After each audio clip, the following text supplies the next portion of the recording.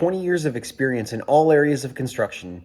Projects that include banks, oral surgery offices, dental offices, schools, retail space, and auto body shops. You name it, they can build it. They offer assistance with all phases of construction from the initial design all the way through completion.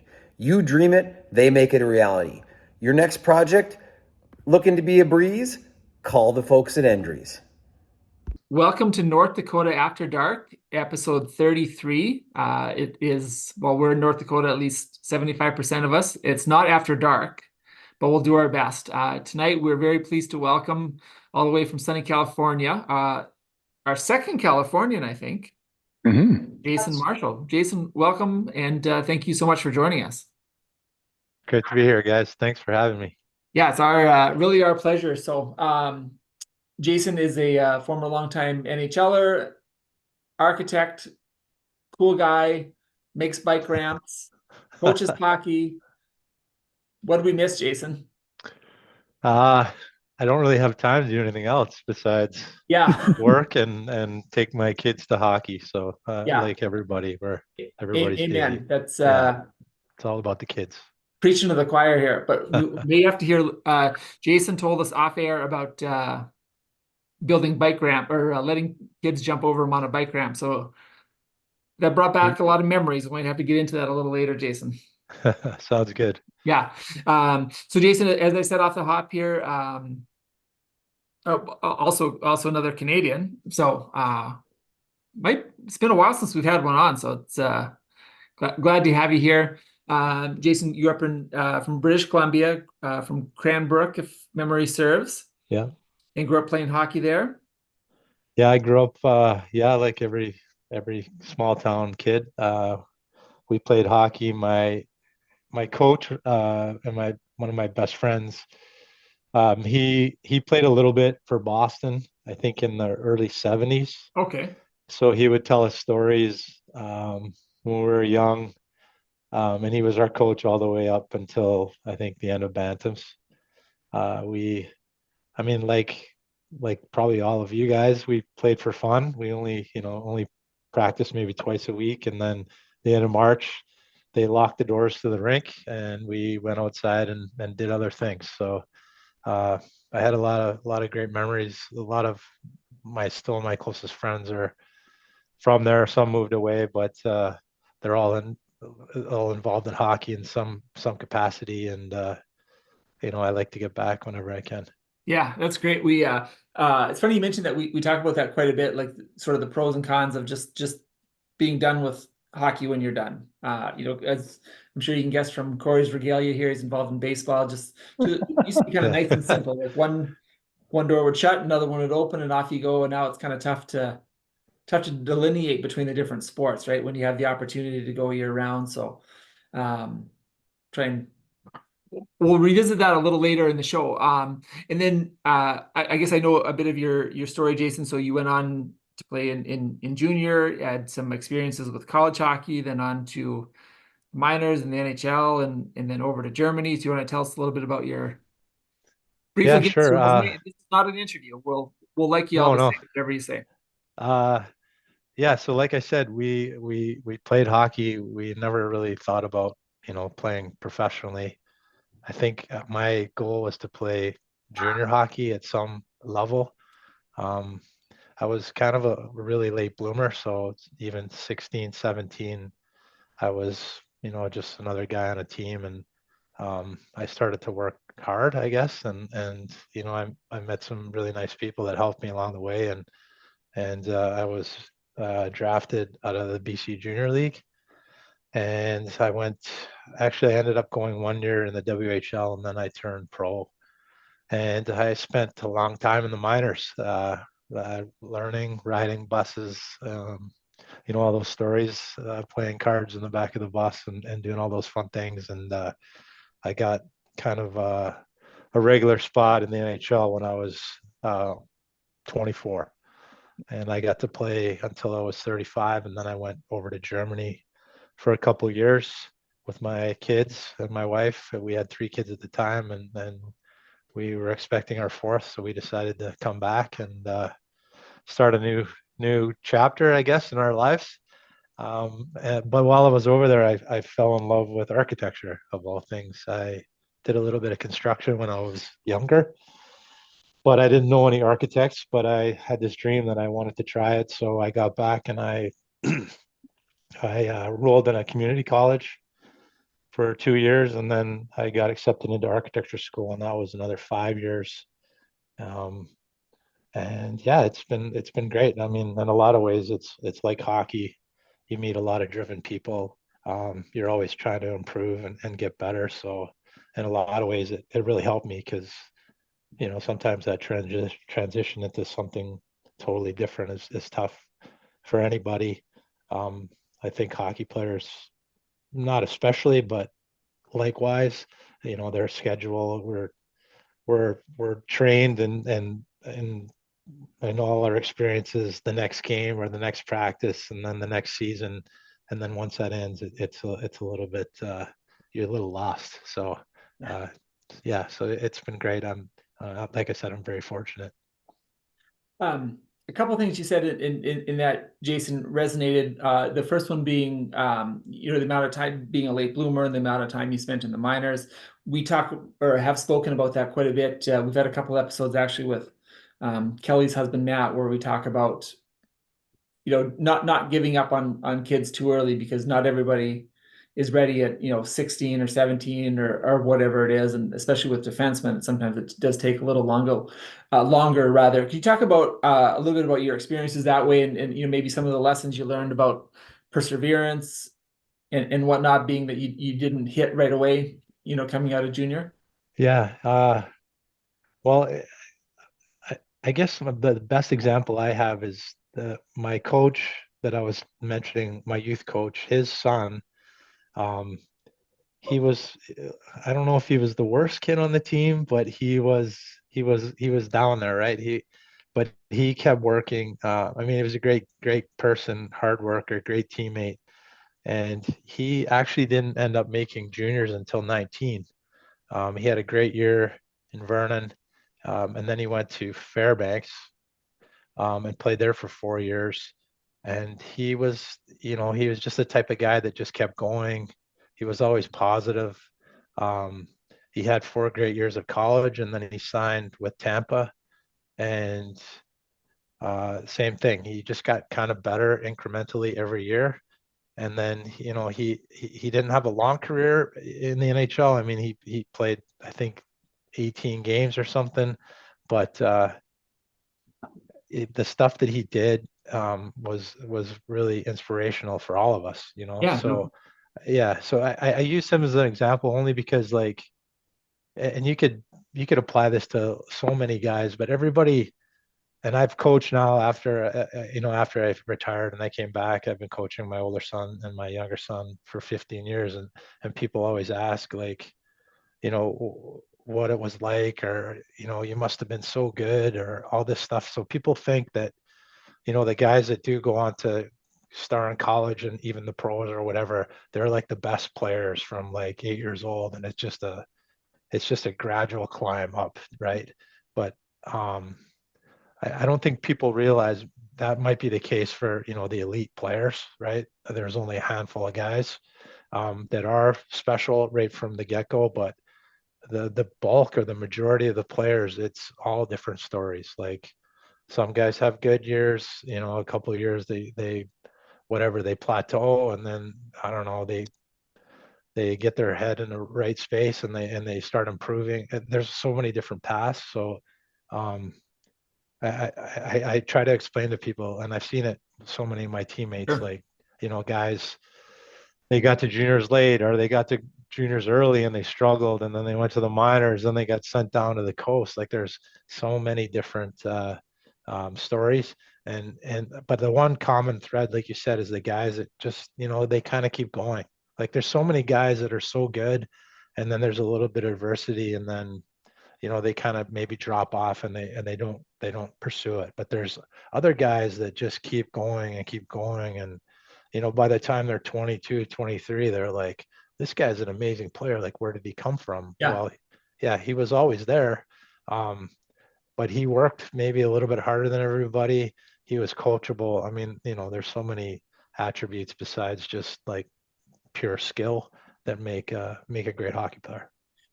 And I know Corey and Kelly both have some questions here, but the one thing we tell our kids all the time is that it becomes a battle of attrition. Every day that you show up, you're going to beat somebody who decides it's not for me, or I'm not going to work as hard, right? Just the fact that you are there today and the next day and the next day, you are beating people that might be ahead of you on the depth chart or whatever, but you're still at it. So yeah, and hockey's like, I mean, I don't know how to compare it to other sports, but obviously it's visual, right? You can watch kids, and when they're young, if they know how to skate, you know, if they spend the time to do the skating lessons, they have an advantage, right? So they skate through the whole team.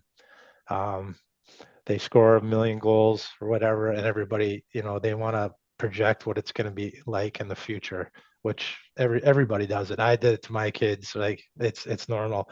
But the thing about hockey is like there's so many, I guess I hinted on it before, there's so many attributes to make a good hockey player. It's not just you're the fastest skater or you got the hardest shot. And then there's also the fact that, you know, some kids mature faster than others. So there might be a couple years at, you know, 13, 14, where, you know, there's kids that are 6 feet and they're strong and they're big and, you know, they went through puberty, and then there's other kids that haven't yet. So you automatically think that, you know, the stronger kid's just going to keep getting better, but it's actually not. It's kind of the other way, right? It's the kids that maybe mature a little bit later. They have a little bit of adversity. They battle. They work hard. That prepare them for, you know, the higher levels later on. Jason, you said you were in the minors for quite a while, and you're talking about the bus rides, and you said all the stories, but you didn't talk about the stories. You have any good ones that you're willing to share?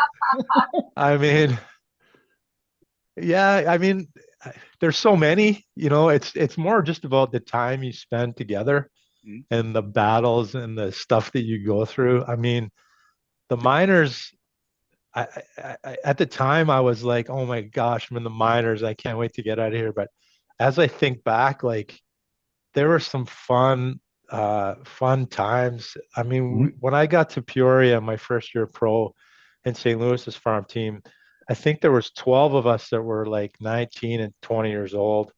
Um, so, you know, we were, you know, from all over the place.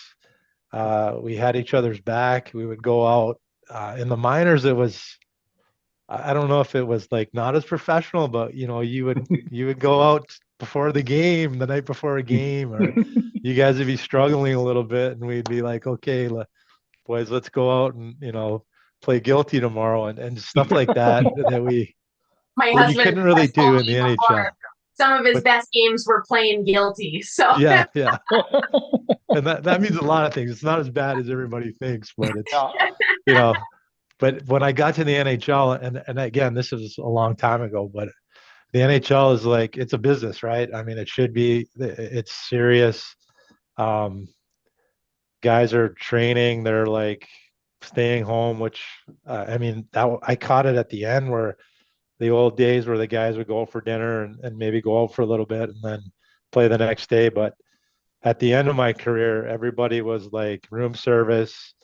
They were, you know, stretching, getting massages because it was I mean the level and stuff was so much higher, and everything was more I guess more serious. So I look back at the minors, and I can't really think of any off the top of my head, but there was just, you know, he put 23 guys in a bus and you're driving all over for hours and hours, and you know, you got to make your own fun, and there was a lot of character guys. Yeah. Yeah. So you mentioned your transition from prose into architecture, and it's a common theme you've heard. Different pro athletes will talk about the struggle from making the transition from playing the game to some other profession. And you mentioned feeling lost is sometimes the, Yeah. the statement you hear from people. Tell us a little bit about that. Were you able to because of your interest in architecture, were you able to transition right away, or did you have a period of time where you weren't quite sure, what you wanted to do after the game? Yeah, that's a great question. I mean, the transition takes years. For me, it did, right? Even when I was in school and I was full on, I was always wondering, like, what am I doing? And I guess if I think back, when I was a hockey player, um, I was always, again, I said it before, everything's laid out for you. But I think what I struggled with the most is a lot of your self-worth or I guess your attitude or your whatever general well-being or whatever is tied to the games, right? So if Mhm. you have good game, you're like, oh, I feel so good, and then it goes the other way too. If you have a bad game, you're like, oh man, I'm so bad and I got to get better. So that up and down was, I wouldn't say is addictive, but you're you're really in tune to that, right? Yeah, And then when that ends, uh, you don't really have anything to make you feel good or bad. I mean, sure. and I'm not. I mean, my family was amazing, and I got Mhm. all that. That part was, but I just like being tied to that all the time was something that I don't know if I didn't. I knew I couldn't replace it, but I kind Sure. of missed it, and I noticed it when I got back and I didn't have practice or I didn't have a game to like Yeah. look forward to or prepare for. So it was hard. I was really lucky to find school and architecture because that filled a big void. That Mm. focus that we had as players. Um, I needed I needed to have something else to put that to, and I was lucky to find architecture and school. So Yeah, it's interesting. You see a lot of corollaries between pro athletes and sometimes the experience that members of the military have. There's a brotherhood or a sisterhood, yeah, and the camaraderie, and then with the sports, there's the really high highs, and also you mentioned the lows. It's kind of an interesting take between the professions, and especially making that transition. I tell my kids the end of the game comes for everyone at some point. And for athletes like myself, it came very, very early. So I didn't have to worry about that. yeah. It's interesting you mentioned the military because we've just done the second annual alumni golf tournament, and we raised Mhm. money. The first one we raised money for a group called MVP, and they're ex-military transitioning. Mhm. Anyways, we did kind of an event with them. They meet all the time and they work out together, and then I guess they have like a sharing session. So there was three of us ex-alumni or old alumni, and we worked out with them in the Anaheim Ducks locker room. And then we went in to the locker room and they kind of had their sharing session. And I mean, it, it was amazing. The stuff. I mean, I don't see how you could compare playing a game to like Sure. doing what they did because it's not even Mhm. close, right? But to hear their stories and that feeling of um, having something and working towards and being part of something is super powerful. And then coming back and struggling a little bit trying to find yourself and find your team again.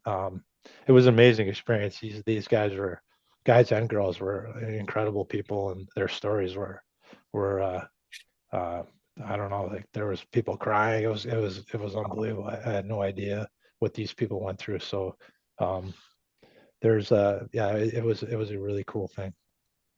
That's awesome. Kyle, I'll kick it back to you. I know you had some questions, or maybe Kelly, about the junior leagues in Canada that most of us know nothing about. Well, I kind of what I was going to ask about because I know so I have two boys in hockey, a 12-year-old and a 9-year-old. And, anytime you ask them, what do you want to be when you grow up? Instant answer, NHL hockey player, and which is the instant answer for like every little boy in this town. So like how, like, as your journey through hockey, like, can you talk a little bit about the path to the NHL? Like, how did that happen? How did, I mean, because it's something that we all know about, but I guess I know like my boys would be interested to hear, like what pieces fell together that you found yourself playing in the NHL. That's another great question. Yeah, and it's funny because when I think about my experience, it did it did kind of all fall together in a lot of ways, right? That we didn't really have any idea. We didn't have a lot of information. We just went and played. And I mean, honestly, I played with so many great players. A lot of it's, getting a break, um, getting an opportunity and making the most of it. Just little things like that, that you know lead to greater things later on. But my path, um, like I said, I wasn't very good until like 18, maybe. I played junior B. We had a junior B in I was from a small southeast corner of British Columbia. So we had a junior B. I don't even know what to be equivalent to now. And I played there for a year. And then it was kind of a feeder team for the BC junior because I wanted to go get a scholarship, right? And play like tier two juniors. And I went there and we had a great team and a great coach. And I had a really fun year and I ended up getting drafted out of tier two. Um, anyways, I bounced around. I was going to go to college and then I went to Canada, had a national team at the time. I went there for a year. Then I was going to go to college again. I told Kyle all this. I had an agent. It was really super confusing. But I ended up going 1 year junior and turning pro. Uh, and now that my older son, he's 20 and he's playing juniors, and I always try to find the parallels because uh, I thought I knew what the leagues are like, but it doesn't apply anymore, right? Uh, so to give advice from my experience, I don't think it's very wise. Because I learned a lot the last couple of years of my son playing juniors. He was in the BC junior for a year and a half, and now he's playing in New Jersey for the Titans in the Null. It was a big eye-opening experience. I learned that everybody's got an advisor, so it's a big part of it, and they're important. And um, I guess they have a lot of, I don't know if power is the right word, but they have the ability to place kids in in good situations, talk to colleges. And for my son, and probably for a lot of people, like if what I learned is if you're really really good, you'll get noticed, right? People will notice you. But there's still a large chunk where my kids are, they're they're they're they're doing well, but they don't really stand out. And I think like having somebody, an honest advisor or a person helping you, just to reach out to people and say, hey, watch this kid. And when you're scouting, there's so many kids, it's hard to you know I guess identify people that are that are special or in a way. So if you kind of have someone say, hey, watch this kid, and they could zoom in on him a little bit and pay a little bit more attention, it can be very helpful. So I know that's a super long answer. I don't really have any like magic formula. I would just say, like Kyle said, you got to work. You have to keep going. If you have a bad season, that's okay, right? You want to But use that as motivation I think it's to a get great better. answer. Yeah. Yeah, just because I think that so many people and kids, in particular, but adults too, think that there's, like it's a very specific set path, and that if you Yeah. don't stop at each of these mileposts, there's no chance. So I like to hear stories like that to kind of let people know, it doesn't have to always be the path that you think. There are other roads that lead to that. And Yeah. so I think that's a 100%. good message, especially for kids, because like you said, it can become really discouraging.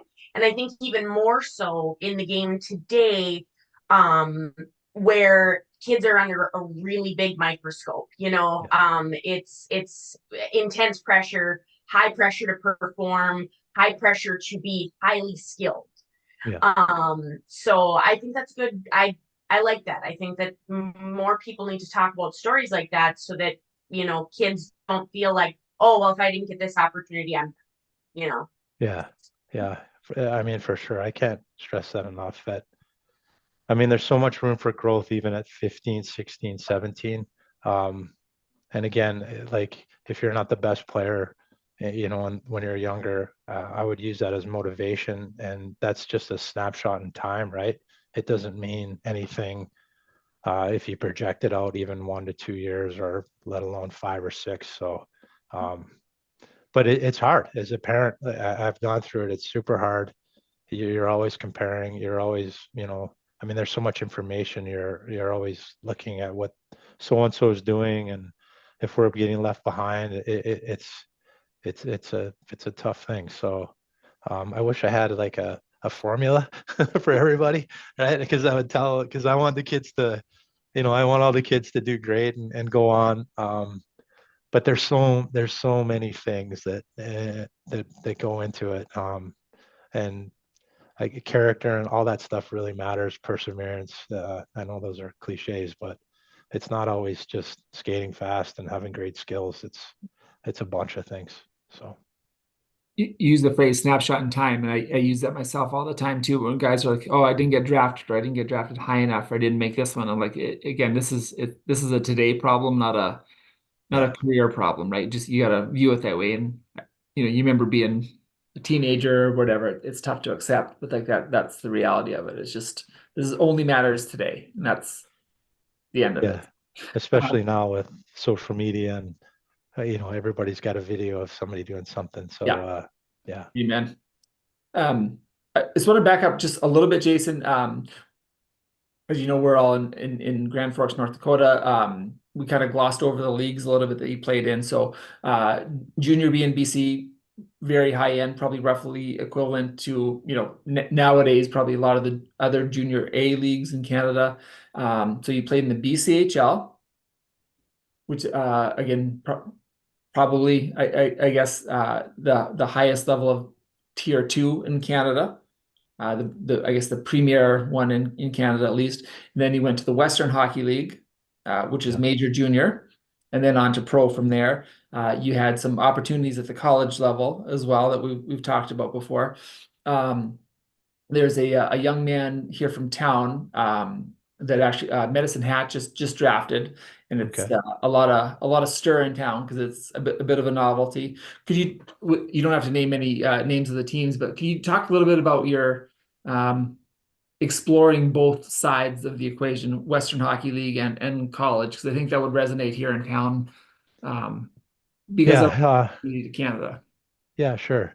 Um, well, the Western Hockey League, when I was a kid, um, I mean, it was a great league, right? The best players at 15, 16, they went and played there.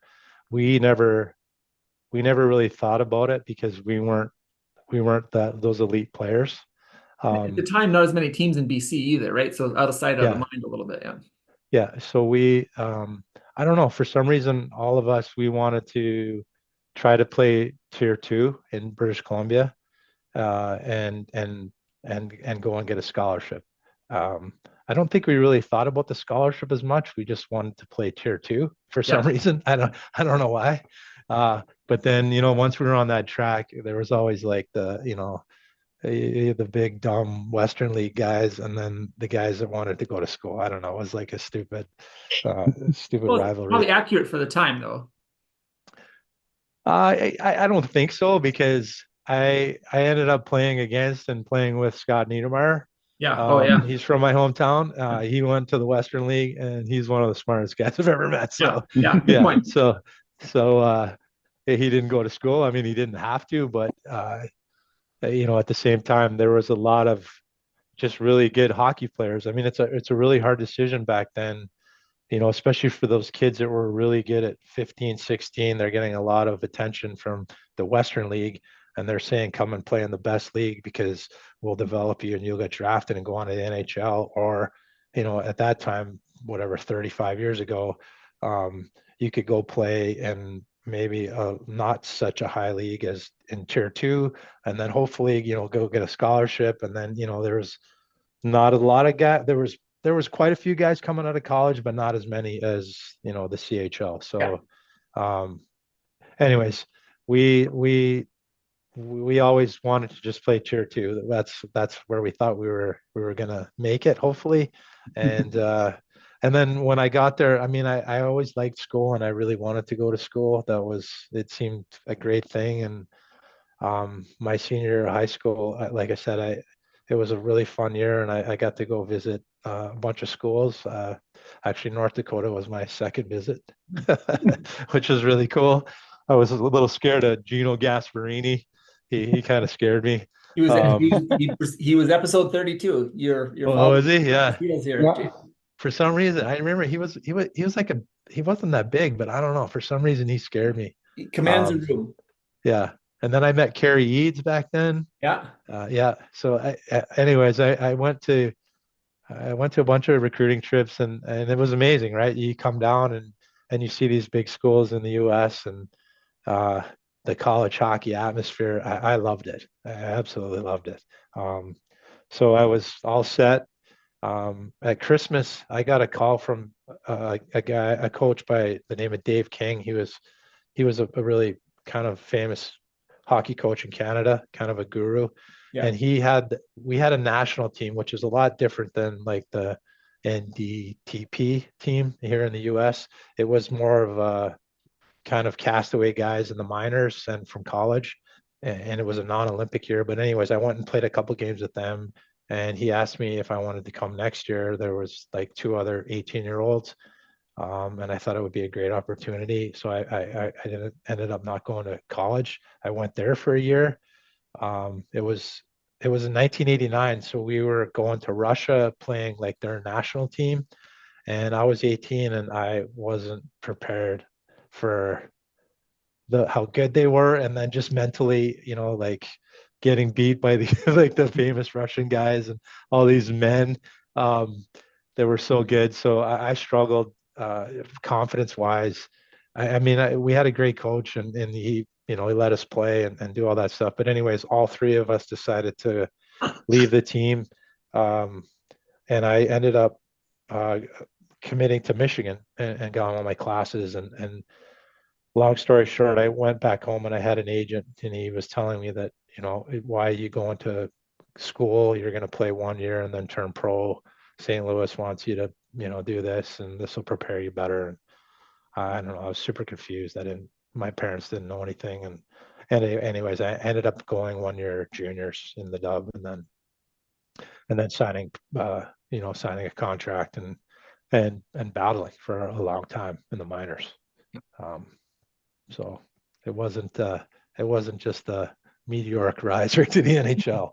And So, that's almost exactly the point I wanted to make too, is like you had Yeah. a good opportunity there to advance yourself. And one of the conversations we have quite a bit now is, college or major junior, and now, in Yeah. your situation, an agent would probably say college is probably better. You buy yourself a little bit more runway, you can develop there, hit the gym, and then become a more finished product on the other side without having to kind of throw yourself Yeah. to the wolves in the minors, right? So a little different conversation now than it was at your time. Yeah. I think about it for my older son. He's trying to play college hockey.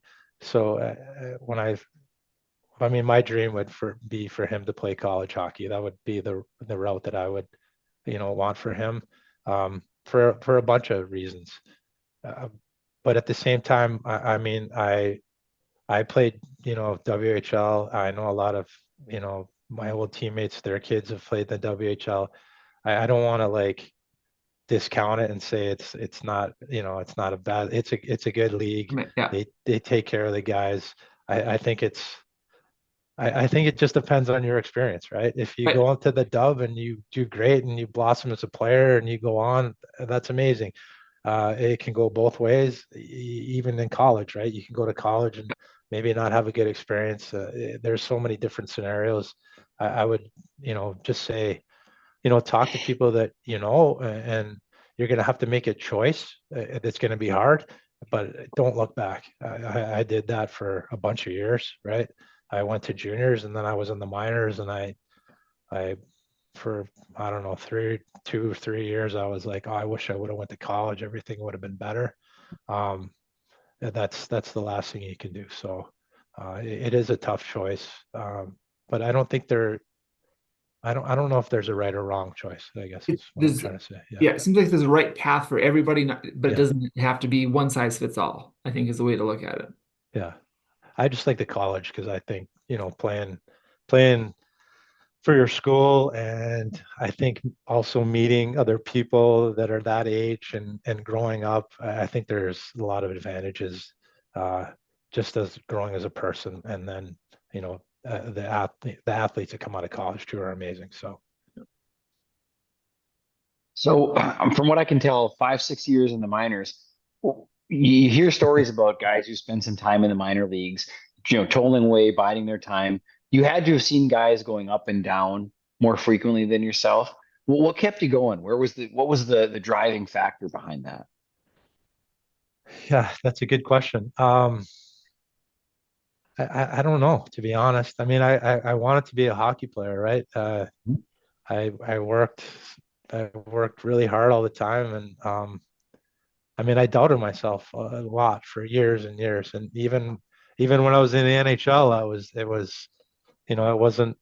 I had a couple good years, but a lot of the years I was battling too to, stay up and stay in the league, and um, I think it's maybe personality a little bit. I just thought this is what I decided I wanted to do, so I'm gonna try the best I can, and then when everything is exhausted, all my chances, then I'll try something else. So I was lucky. I got to play a long time. I mean, I wasn't Oh. obviously a star or by any means, but I played on a lot of great teams and a lot of great experiences. So I would just tell people just to keep going. Even when I played in Europe, it was an amazing life experience, amazing hockey. Um, I hope, someday even my sons, they played college hockey and then maybe just played a couple of years in Europe to see what it was like. So there's a lot of different places and a lot of routes you can go. Yeah, and I see you played in the Dell. I've heard a lot of good things about that league and the experience over there.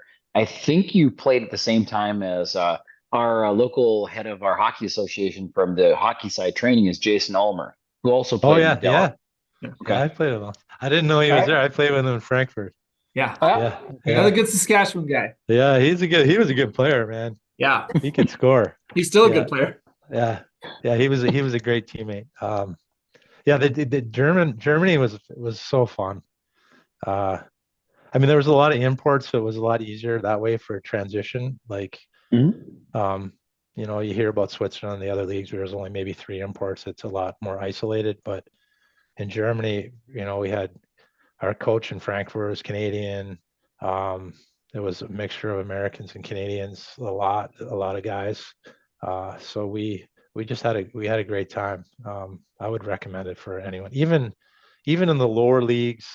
Um, I think just living over there and playing and seeing other things, I think it's such a great education. Um, Personally, I do. Well, he still has the traditional lederhosen, and every now and again he pulls them out for a Oktoberfest party. So Yeah, please say hi to him for me. He was I he was a will. great he was a great player. Yeah. Also Kelly's coworker. Yeah, I'll Oh see him yeah, tomorrow. I'm gonna I'll oh tell him that's awesome. that I had no idea the connections. That's Yeah. cool. The Well, oh, I'm sorry, Kelly. Go for it. I had a question specifically because so I think it's always very interesting to me now since you played at the highest level, and now you're a parent, a hockey parent. So that always kind of I feel like is probably like a really unique perspective. Lots of hockey parents tend to have very big feelings, emotions, that they're a unique breed as hockey parents and we're part of it. But how do you think that having the experience you have, playing at all the levels that you have, do you think that it makes you are you harder on your sons? Are you easier on them? Just because you have a knowledge that a lot of hockey parents didn't have. And then how does that contrast to how your parents were with you growing up? Yeah, that's another great question. For me personally, I wasn't hard on my kids. Um, we kind of just played for fun, and I mean, we did it because I loved hockey. My wife said they're going to do hockey because you guys can do it together, all that stuff. But I never like was training them to like, go on and play college and all that stuff.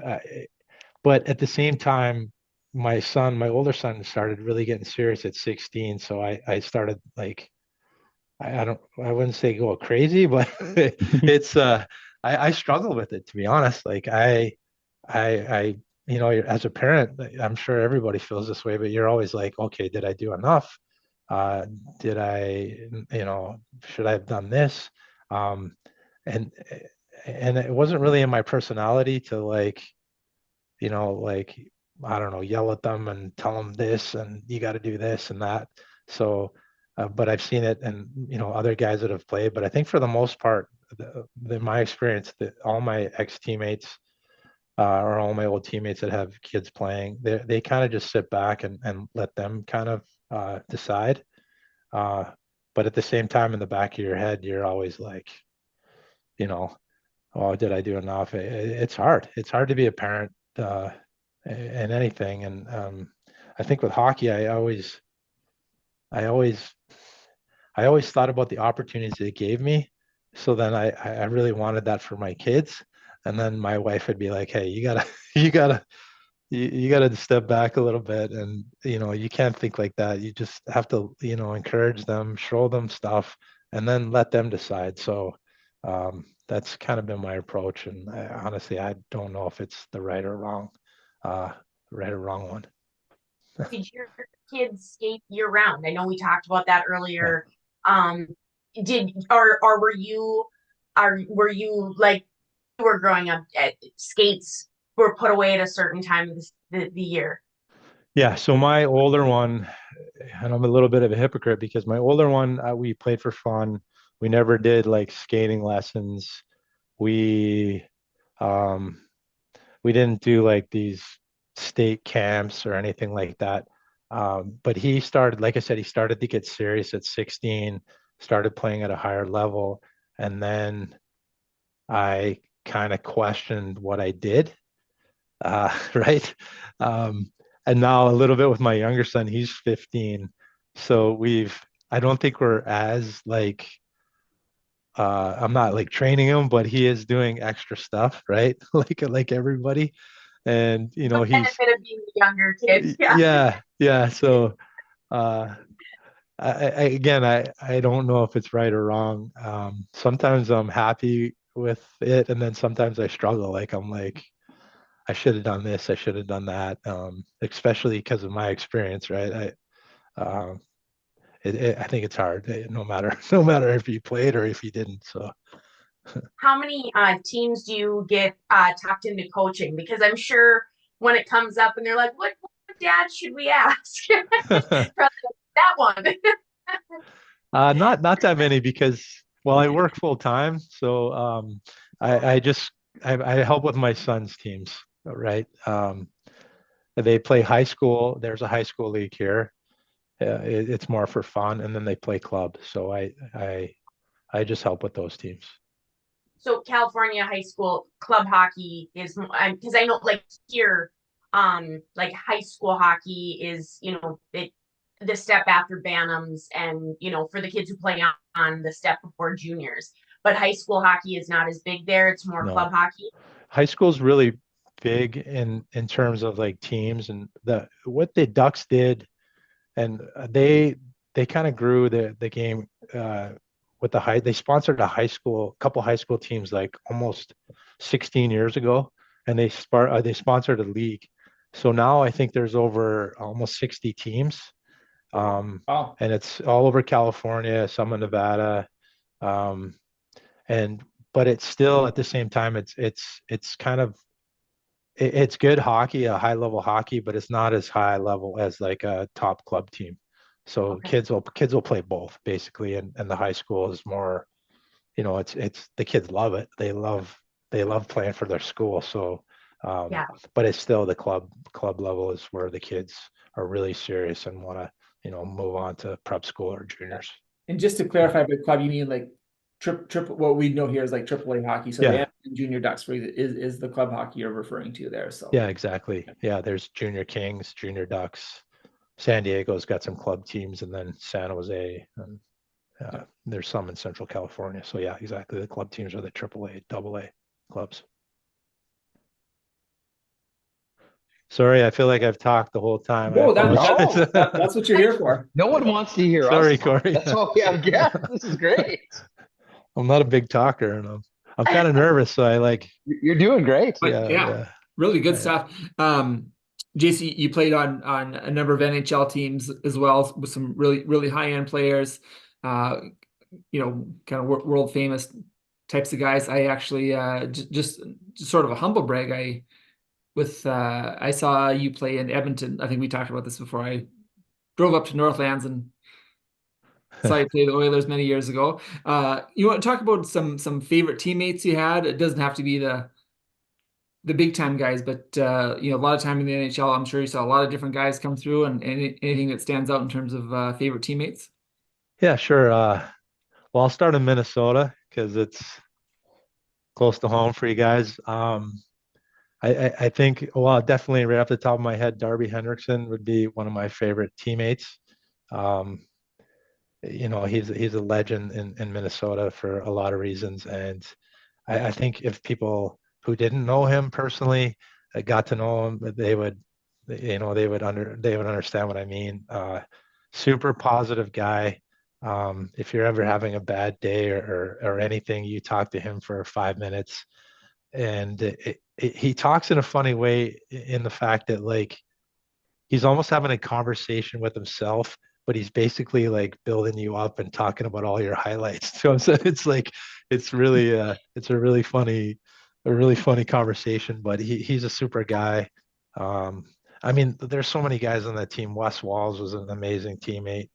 Willie Mitchell, Nick Schultz, Dwayne Rollis, and I could go up and down the whole bench there, and even our coaches. So those guys definitely, stick out.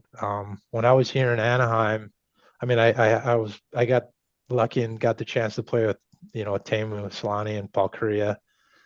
Back in the day, they were probably two of the most exciting players in the league. They're both still here. Teemu's like, he's kind of the polar opposite of Paul in the fact that Teemu is like happy-go-lucky. He talks to everybody, and Paul's a super generous guy, super nice guy, but he's really super focused. Where Teemu's kind of a clown.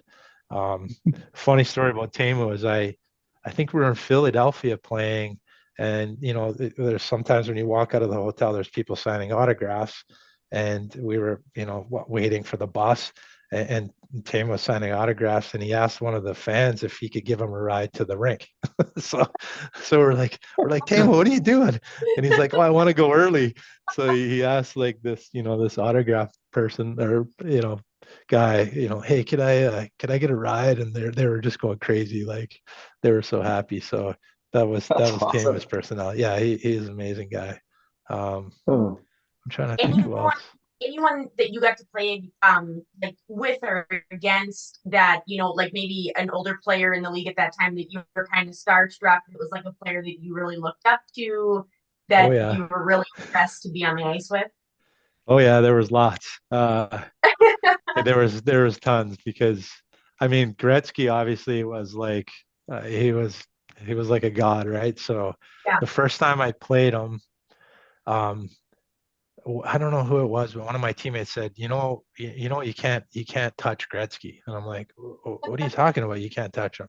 And he's like, well, when you go into the corners with him, you just kind of like push him into the boards, but you never hit him. And I'm like, really?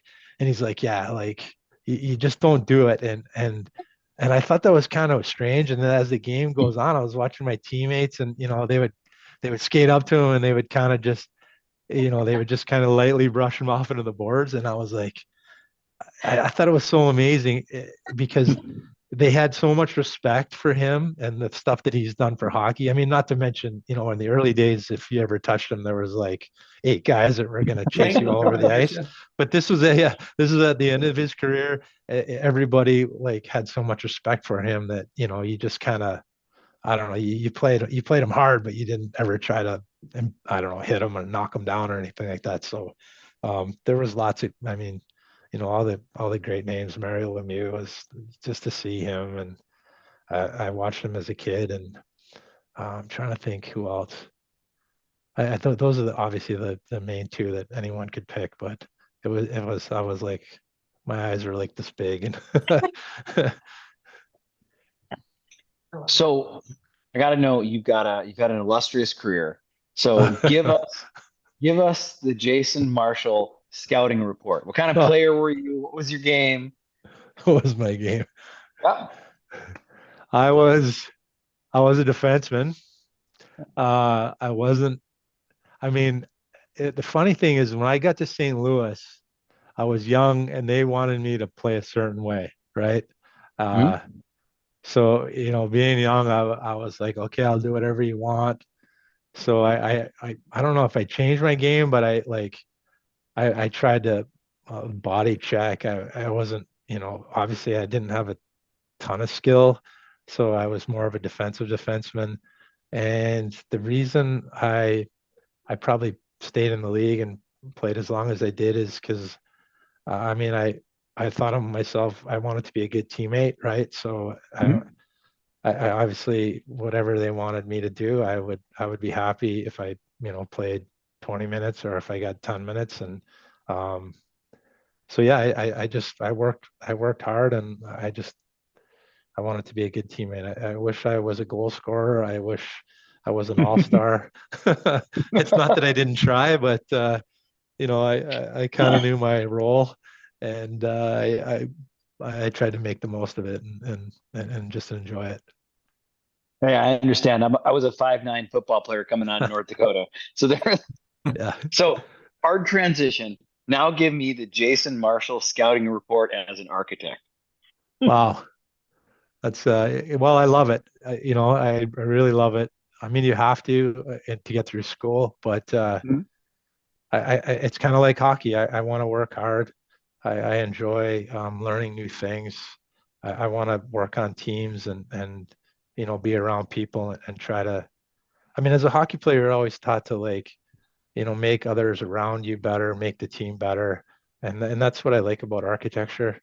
Um, I mean, I do like I guess the creative side a bit, but I like to work and I want to be on projects that I'm interested in, and I want to do honest, you know, good things for people. So That's that's kind awesome. of yeah.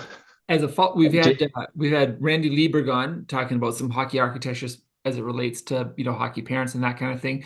What would be one change you would like to see as a hockey parent and architect incorporated into new rinks going forward? I would love it if there was more connection to the outside. I Yeah. think it just feels better as a player. And you know, obviously, parents, families are spending a ton of more time in the building, so I think the days of you know just being in an enclosed shed, uh, I don't think that feels that great. I've been in a lot of those. Surprisingly enough, when I was in Europe, every like every rink had like you know either some of the rinks in Germany they were totally open to the outdoors, which you know I know you can't do that in North Dakota, We but could a do it. lot of them had windows. The dressing rooms had windows, and it always just felt so much better.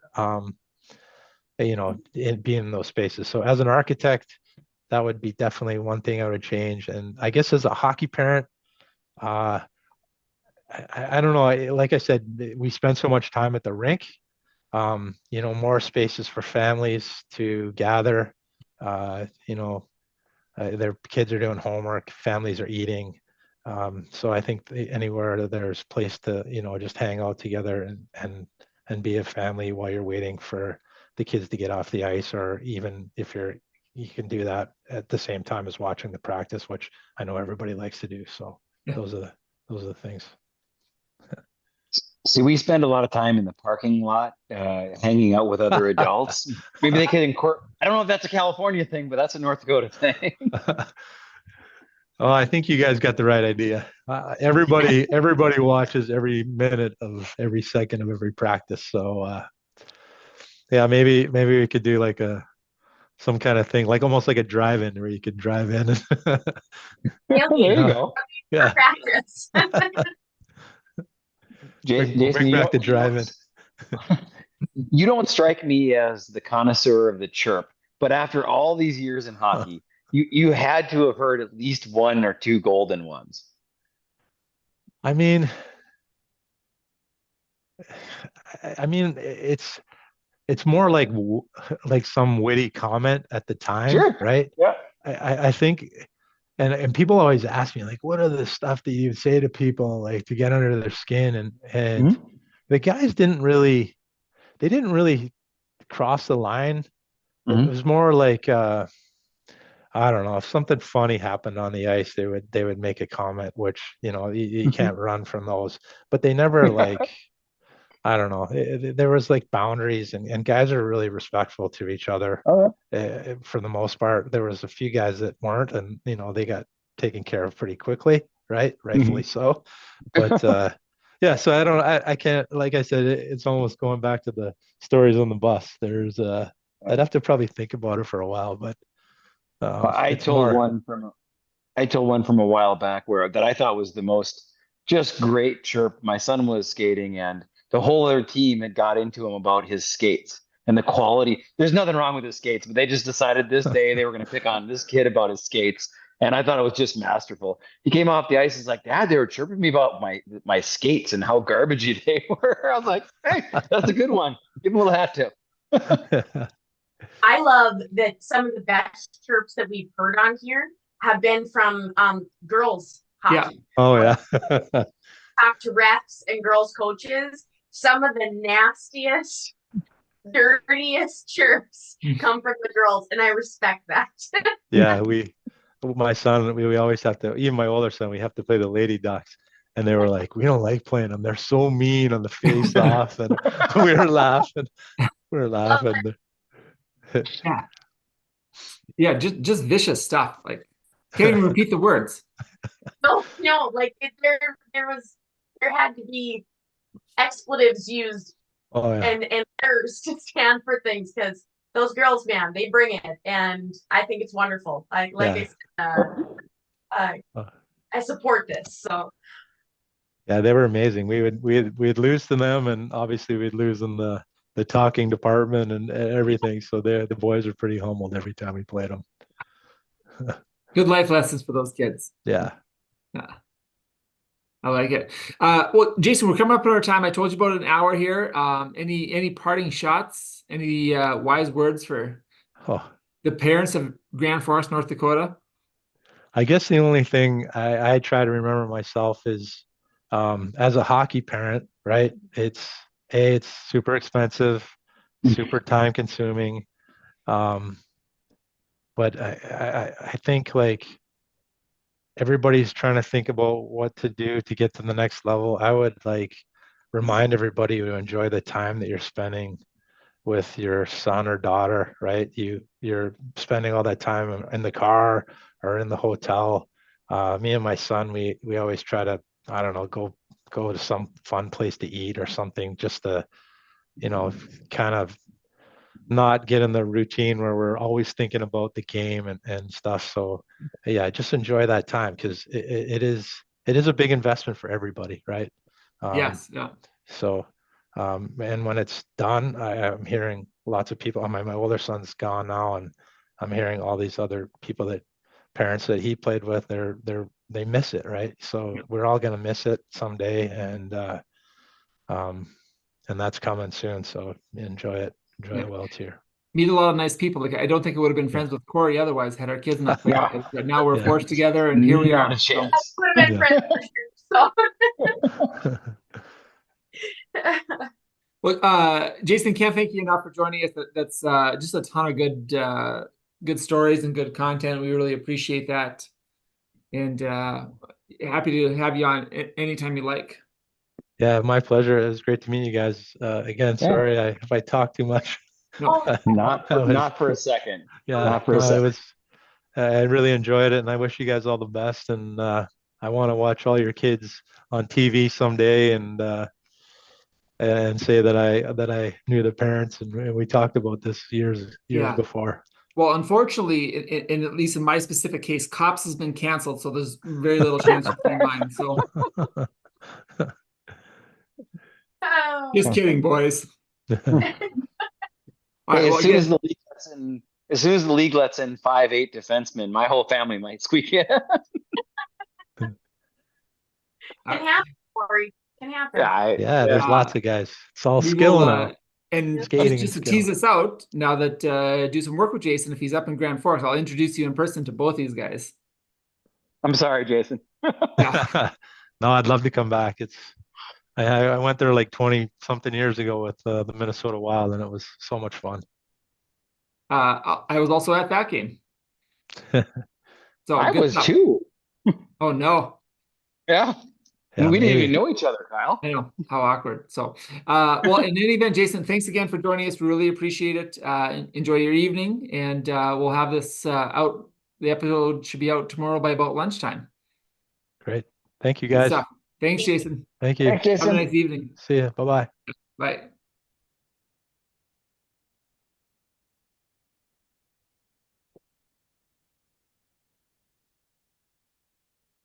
Anyone else want to hang out with that guy for a very long time? Tremendously nice guy.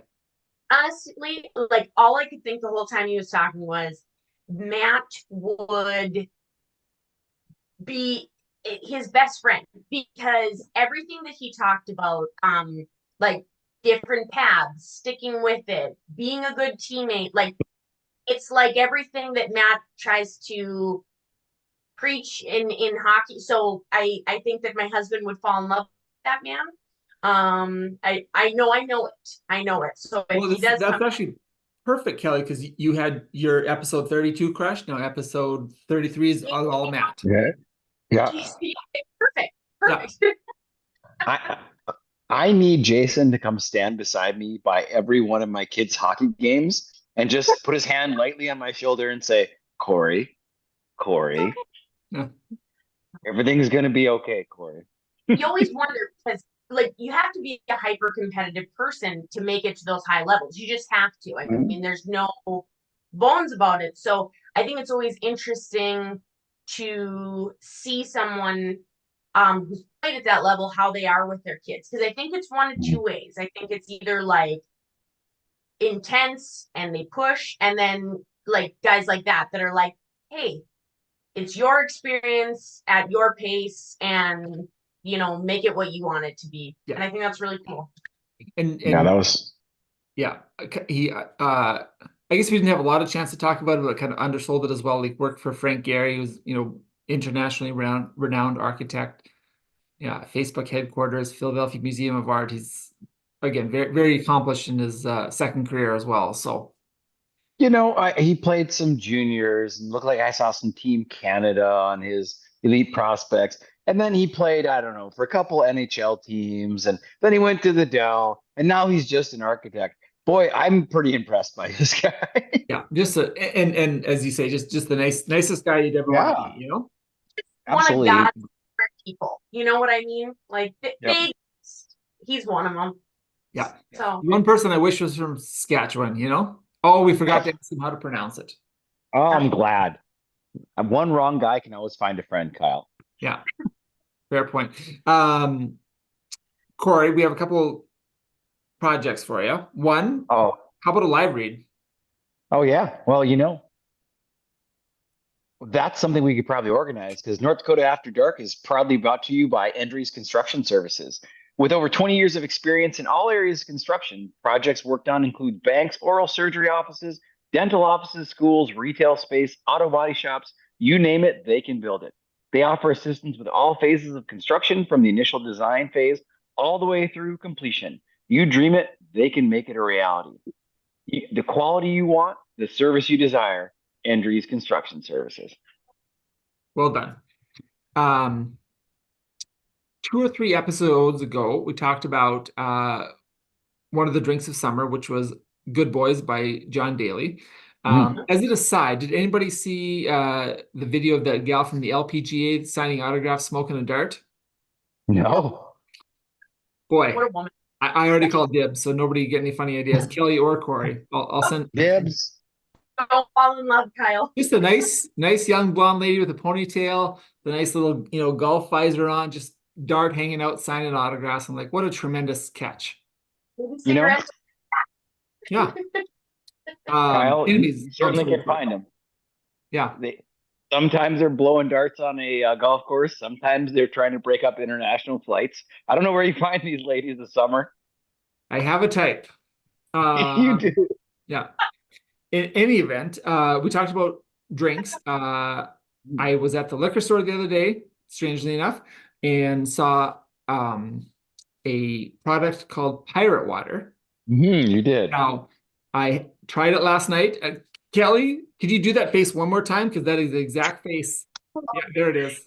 I'm getting the timbers. That's maybe it's pirate water that shivered me timbers, because that is what comes to mind.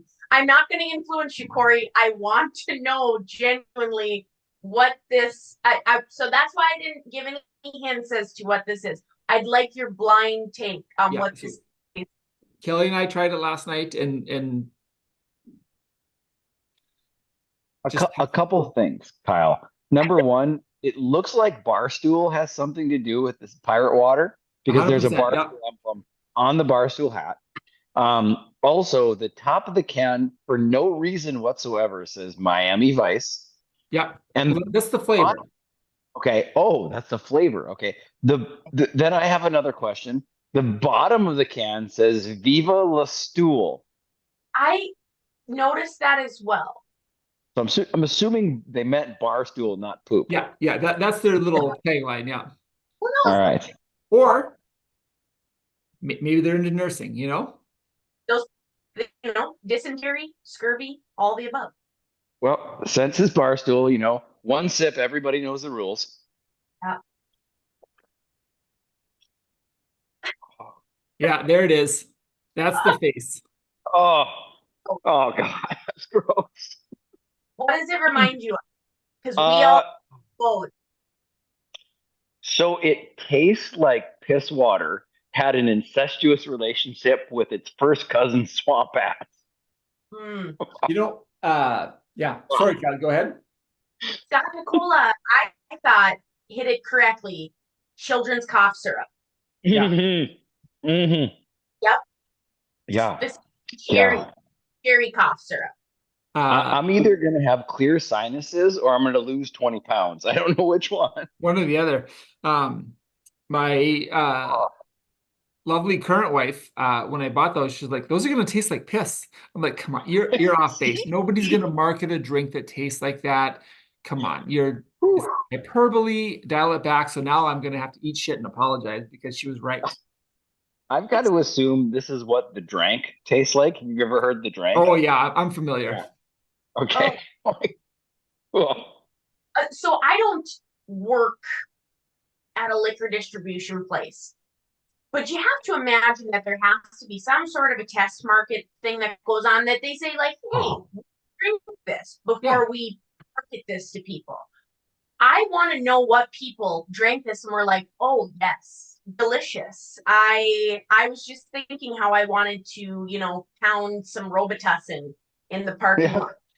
No, I get your point, but this is in no way should you associate this cough syrup with a brand name. This is like off-brand cough syrup. Yeah. Cough syrup isn't that bad, but this is like inner city bodega off-brand cough syrup. Bad. Oh, it's bad. We there are 3 other flavors, and to be fair, I think I'm gonna Corey, God bless you. He's just right back to the well. You should try I've never not finished it. Yeah, but again, the jury's gonna be out until I find something that tastes like reasonable. I said I wanted to try bad things live on our podcast, and God bless you, Kyle. You found a very bad thing. Yeah. We were passing it around at volleyball, and I declined pass number 2. 1 was enough. That was it. It gave me the shivers and I couldn't do it. Like that was it. So I respect that you've taken multiple drinks because Yeah. it was a And- well, I mean, I've had a cold all week, so I'm somewhat hopeful this will Oh yeah, you'll help. feel better by morning. you maybe can't taste it. Yeah, that's the worst part is I have a cold and I still can taste this. And for the record, for those at home not watching the live podcast on YouTube, is it's a full pint. There's 473 milliliters of this crap. And it comes in at 10% alcohol too, so it's no Yeah. joke. I'm just trying to find something nice. My mom always said, if you can't say enough, if you can't say something nice, say nothing at all. And first of all, I can never say nothing. And second of all, there is nothing nice to say about this. No. You have to talk about the can or the logo or something. Yeah, but the thing is, I'm a big fan of the pirate lifestyle. Like the more rum sure. you can drink, the The better. scurvy, what attracts I'm on you there board. for? Yeah, I want to plunder on my spare time, guys. All right. I can't plunder this. Oh, It's kind of a drink that answers the question like, do you want to just skip the step between enjoying your drink and throwing it up? Because it tastes a little bit like throw up. Like that's what it kind like a little vomity-esque. Like there's something about it. I don't know. Terrible. And I thought that was supposed to be later. You throw up that. the best part of this is that there's no way I'll finish this before. I just got a text from Fabian saying, "Hey, I just started a fire in the backyard. You should come join me." And I'm going to make him try this. Hey, Fabes, you got a cold? Go bring him that and ruin your friendship, okay? He might move if I make him drink this. Get off my lawn and don't ever come back again. Oh, where's Jason to give a nice opinion about how this is actually decent? Sure would have, but yeah, very reasonable, kind things to say about something, Absolutely. See, if Jason would be here right now, if we wouldn't let him go, he would put his hand on my shoulder and he would have said, "Corey, don't drink that." Yeah. Just don't. Mm-mm. Well, without going too far ahead, Jason is now employed by your friendly neighborhood architect, JLG Architect. So he will be in town. Oh boy. Over the course of the winter. So we'll get him on a live show because I think that'd be a lot of fun. That'd be great. And then Kyle, tell us about these plans for a live show. So I'm thinking episode 36, which would be the end of season 1. I think we should do a live broadcast. I have a new program on the computer that allows us to not only broadcast live, but record it and then also take comments and whatnot. And so I think we should get the three of us together in the same spot, record an episode live, and then I'm hoping fan of the show Danny Mardo can type mean things to Corey for 90 minutes. Looking forward to it. Yeah, I had the audacity to tell his son, I watched his game via Game Changer, which is a automated way to watch baseball games when you're not there through an app. And I had the audacity to tell him, "Hey, your son played really well tonight." How did that go? As expected. Oh dear. Tremendous. Any other topics we haven't covered enough? I don't know if you've ever tried this pirate water stuff, but it's fantastic. Ooh. It is something else, boy. Ever again. Sip just as bad as the first. Yep. It doesn't. I guess speaking of friends of the program, Tim Litzinger also tried it, and he's like, "Okay, it's not that bad." And I was like, "Gosh, it is bad though." No, it's bad. Do you think if I brought we're about a quarter in, if I brought the 3/4 full can to his house right now, he'd drink it? Yeah. Okay. Great. Tim had an interesting prediction when we talked. So Kyle had sent the picture of the can, and we talked about it before. And Tim we were talking about what it was going to taste like. And Tim made the interesting prediction that it would taste like Johnny Depp. And I can't tell if that's right or wrong, or if that makes me sad or glad. I don't know. I'm conflicted because I'm like, maybe it does, but I don't like to think like that because I like to think that that's not how Johnny Depp would taste. So I don't know. It really gave me a lot to think about. I guess that's what I'm getting at. I never in my life wanted to know what Johnny Depp tasted like. Well, speak for And yourself. if Okay. yeah, I get it.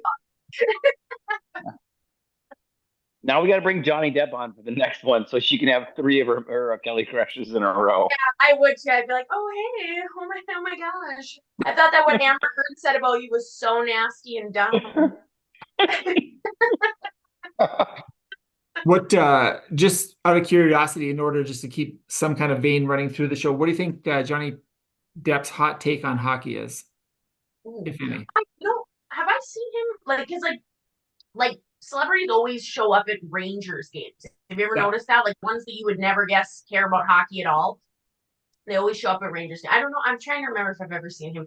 I don't know. I don't know that he probably notices that hockey exists. He just doesn't strike me. I think that's probably fair. Are you guys familiar with Tim Meadows from like Saturday Night? Oh yeah. And the Ladies Man? Big Oilers fan, randomly. Really? Yeah, had a video on Twitter about it. So yeah, but I feel pretty confident in my team that we have the Ladies Man on our side because that's an underrated movie. Yeah, a lot of good lines. Corey, that's a good one for family night if it's just you. Yeah. I'm sorry, guys. I'm staring dead on into these like dark, cold, dead eyes of this Pirate Water logo, just thinking to myself, this may be the worst thing I've ever tasted. Yeah. Thinking about that acid you're gonna have to drink afterwards. Yeah, I'm not gonna lie. I'm gonna go grab a nice bottle of whiskey, go out by the fire with Fabes, and I'm gonna try to pretend this never happened. Try to wash that taste out of your mouth. At this point, I am essentially Jim Carrey in the shower with the plunger to my face, singing. That's fair. Yeah. All right. Well, so yeah, I think that's fair. Fabes does have 6 nice beer. It was recently his birthday, so he has the good stuff at his house. So don't let him hold out on it. You gave me this, and you gave him nice stuff. Make sure you save him a drink so he can try it too, Corey. Okay. I'm gonna bring. Yeah. But I take it right to him immediately when he tries this crap. Please do. I have a couple Instagram posts up about this episode, so maybe have your wife or Mr. Fabian post on either of those what his reaction is. I will make sure this happens. Okay, wonderful. Guys, any parting shots? I hate you for this, Kyle. I hate that you made me try this. I just wanted to include you, Corey. I look forward to the next terrible tasting.